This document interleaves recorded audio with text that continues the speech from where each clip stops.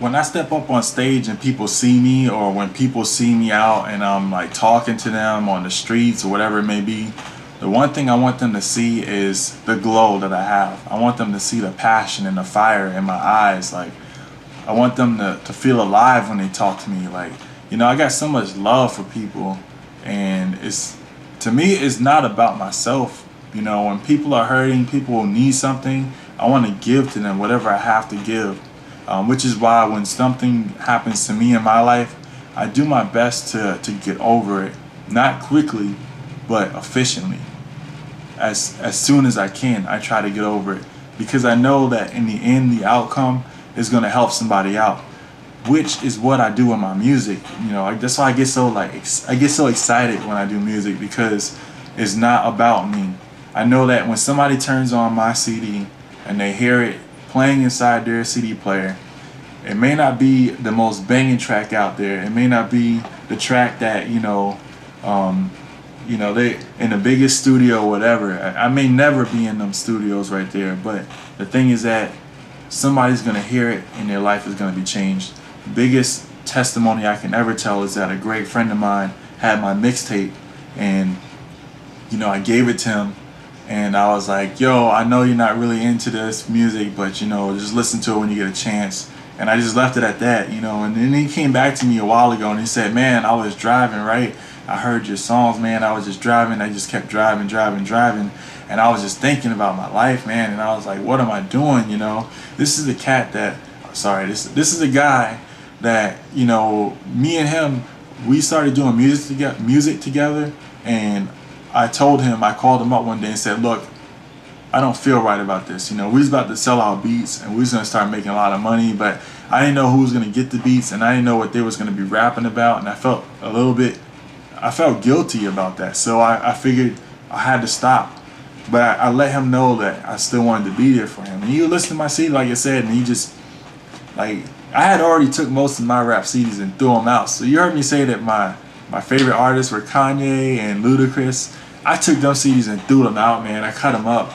That was like a hard step for me, because I really liked that College Dropout CD, man. And that Word to Mouth Ludacris, I used to bang that CD all the time, man. But, I cut them up because I felt like it was kind of getting in the way of something. At that time, it was getting in the way of my development and me seeing what I want to write music about. I don't want to just write music about hoes. I don't want to just write music about sleeping with people. I don't want to just write music about going to school and, getting out of school and, getting high and all that crap like that. That's not what I was about, because that's not me, I don't think that that's going to help anybody. It's just going to distract them from whatever it is they're doing. I can't lie, because when I used to listen to that College Dropout CD, that's when I really started hating school, and that was like, I used to vibe that, man, I hate this. I got to do all this stupid homework, man. Put on that College Dropout CD, I started thinking about the skit he had with the papers and what does it all amount to. Like, yeah, he has some truth in there. What does it amount to? But it did nothing but distract me from what I was really trying to focus on. And that Ludacris, yeah, he's funny and everything, but it didn't add no value to my life, So anyways, my friend, that's something I think about, because that really touched him in his heart, that he would come back to me and say, I listened to your CD and it caused me to change. And he went home and threw all of his CDs out, man. That's big. You spend that much money on music, as much as we did, buying all them CDs and stuff like that. CDs cost like $8 a piece, maybe sometimes $15 a piece, and you take like 50 CDs and cut them up and throw them out and light them up on fire. Dude, that's a big change in somebody. For them to say, I'm done with this, that's like taking your television set, your Wii game system, and saying, you know what, man, bump this, I don't want it no more. That's why I do music, dude, because I look at this guy now. Me and him are pretty good friends, and he's hardcore. He's got some values now. He's got like character. And to think that me making a sacrifice and making music that was different had something to do with that. I'm not saying I'm the total cause of it. I'm not trying to be the total cause of nobody's life, but if I can write something that inspires people to think about their life, why they live in their life, or what they're doing in their life, or when they're 7 years old, are they going to look back when they were like 25, 21, 18, 16, 14 and think, man, I could have been doing so much more differently. I literally sacrificed part of my life so that way I could grow up. And I'm not saying that I rushed to grow up or anything, but the way I live my life has value.